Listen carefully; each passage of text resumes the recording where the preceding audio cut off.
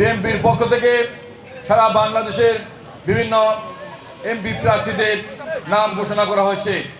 সেখানে এই ঢাকা 12 থেকে যে নামটি ঘোষণা করা হয়েছে সেটা হলো আমার নাম ঘোষণা করা হয়েছে। এই কারণে আমি আল্লাহ তাআলার কাছে কৃতজ্ঞতা প্রকাশ করছি এবং আমার পার্টির চেয়ারপারসন দেশনেত্রী বেগম খালেদা জিয়া, আমার পার্টির ভারপ্রাপ্ত চেয়ারম্যান তারেক রহমানের কাছে আমি কৃতজ্ঞতা প্রকাশ করছি। আমার এই এলাকার ভাই বোনদের কাছে, আমার সহযোদ্ধা বিএনপির প্রতিটা নেতাকর্মী, এই তেজগাঁ বৃহত্তর তেজগাঁ ঢাকা 12 প্রতিটি ভাই ও বোনের কাছে আমি তাদের আমার জন্য দোয়া করেছেন, আমাকে গত অনেক বছর ধরে সহায়তা করছেন। এই জন্য আমি আমার এই ঢাকা 12 আসনের প্রতিটি মানুষের কাছে আমি কৃতজ্ঞতা প্রকাশ করছি। আপনারা জানেন ইতিমধ্যেই একটি নির্বাচনী হাওয়া বয়ে যাচ্ছে। আগামীকাল থেকে আমরা মনে করি এই বাংলাদেশে পুরোপুরিভাবে নির্বাচনী হাওয়া শুরু করবে।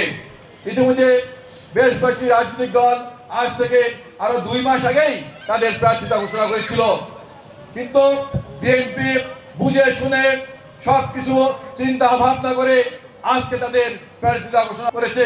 তাই আমি মনে করি আগামী নির্বাচনের জন্য আপনারা কাল থেকেই আপনারা মাঠে নেমে যাবেন।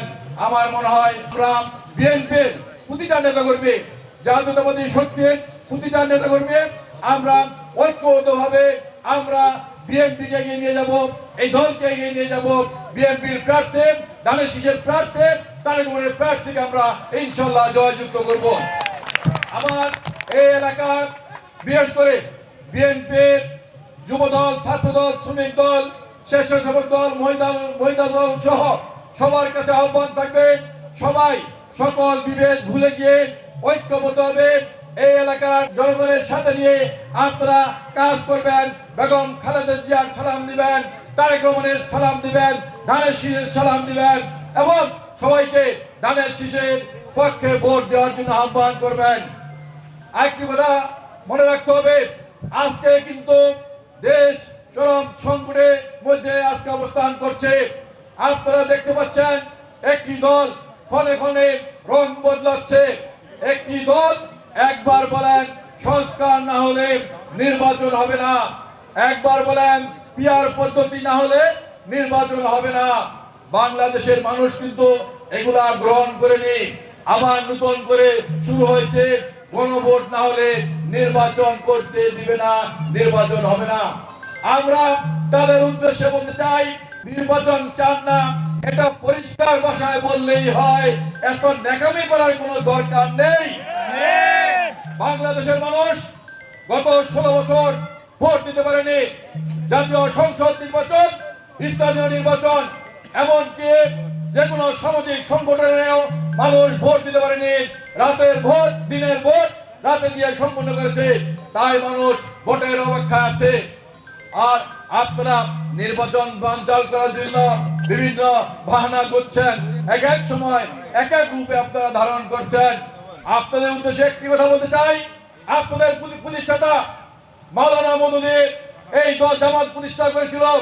সেদিনও কিন্তু জামাত যখন ব্রিটিশ থেকে দেশ ভাগ হয়, কথা ছিল মুসলমানদের একটি দল হবে পাকিস্তান, রাষ্ট্র হবে পাকিস্তান, হিন্দুদের একটি রাষ্ট্র হবে ভারত। মাওলানা মওদুদী কিন্তু মুসলমানদের পক্ষে না থেকে তিনি হিন্দুদের পক্ষে গিয়েছিলেন, ভারতের পক্ষে গিয়েছিলেন। এই কথা কিন্তু ইতিহাস সাক্ষী দেয়, ইতিহাস কিন্তু ভুলে যায়নি। এই মাওলানা মওদুদী বহুত বক্তব্যে তার বহুত বইতে লিখেছেন, আমাদের প্রিয় নবী হযরত মুহাম্মদ সাল্লাল্লাহু আলাইহি ওয়াসাল্লাম জীবিত থাকায় অনেক ভুল করেছেন, ভুলের জন্য তওবা করা উচিত ছিল, তিনি তওবা করেন নাই। তিনি কিন্তু জামাত সৃষ্টি করেই এই জামাতের মাধ্যমে ইসলামকে ধ্বংস করার প্রতিজ্ঞা করেছিলেন। তার অনেক বইতে আছে, তার অনেক বক্তব্য আছে। সাহাবীরা নবীজি লোভ লালসায় ছিলেন, এই জন্য অনেক যুদ্ধে জয়লাভ করতে পারেন নাই। অর্থাৎ জামাতের এই যে প্রতিষ্ঠাতা আমির, তিনি কিন্তু জামাত সৃষ্টি করেই ইসলামের বিরুদ্ধে বক্তব্য দেওয়া শুরু করলো, ইসলামকে ধ্বংস করা শুরু করলো। আমরা দেখেছি ভারত পাকিস্তান যখন যুদ্ধ ঘোষণা হলো, এই জামাত কিন্তু পাকিস্তানের পক্ষে ছিল, এই জামাত বাংলাদেশের মানুষের পক্ষে ছিল না। পাকিস্তান সেনাবাহিনীর পক্ষ থেকে এদেশের সাধারণ মানুষকে হত্যা করেছে, এদেশের মা বোনের ইজ্জত নষ্ট করেছে। আজকে তারা বড় কথা বলে। আমরা হঠাৎ করে দেখতে পাচ্ছি এই জামাতের নেতৃবৃন্দ বিভিন্ন জায়গায় ইসলামকে ধ্বংস করার জন্য বক্তব্য দিচ্ছে। কেউ কেউ বলছেন, কোরআন জামাতের সাধারণ সম্পাদক তিনি একজন দায়িত্ববান ব্যক্তি, তিনি বলছেন আইন পরিবর্তন করার সময় এসেছে। কোরআনে আইন কি পরিবর্তন করা সম্ভব? তিনি বলেছেন কোরআন নাকি শুভাঙ্করের ফাঁকি। এটা কি ঠিক? পৃথিবীর উন্নত দেশগুলিতে যতই কোরআনের চর্চা হচ্ছে, ততই কিন্তু উন্নত বিশ্বের মানুষ দেখলো এই কোরআনের বাইরে কিছুই নেই, তারা কিন্তু মুসলমান হয়ে যাচ্ছে। আর জামাতের নেতারা কোরআন নিয়ে মিথ্যাচার বলছেন। এক জামাত নেতা বলেন অনেকবার কোরআন পড়েছি, কোরআনের 53 জায়গায় ভুল আছে। দেখুন কি মিথ্যাচার করছে। এই দলটি ক্ষমতা যাওয়ার জন্য ইসলামকে ধ্বংস করে দিচ্ছে। যে দলটি এই দেশের যুদ্ধের সময় দেশের পক্ষে ছিল না, যে দেশটি এই দেশের স্বাধীনতা চায়নি, যে দেশটি এই দেশকে ভালোবাসে না, তরুণ সমাজ কখনো ওই দলটির পক্ষে থাকতে পারে না, ওই দলকে ভোট দিতে পারে না। এই বাংলাদেশের 95% মানুষ মুসলমান। যেই দলটি আজকে ইসলামকে ধ্বংস করার জন্য বিভিন্ন মিথ্যাচার করছে, যেই দলটি আমাদের নবীজির বিরুদ্ধে মিথ্যাচার করছে, যেই দলটি নবীজির প্রথম স্ত্রী খাদিজার বিরুদ্ধে মিথ্যাচার করছে, পবিত্র কোরআনের বিরুদ্ধে মিথ্যাচার করছে, বাংলাদেশের মুসলমানরা কখনো ওই দলকে ভোট দিতে পারে না।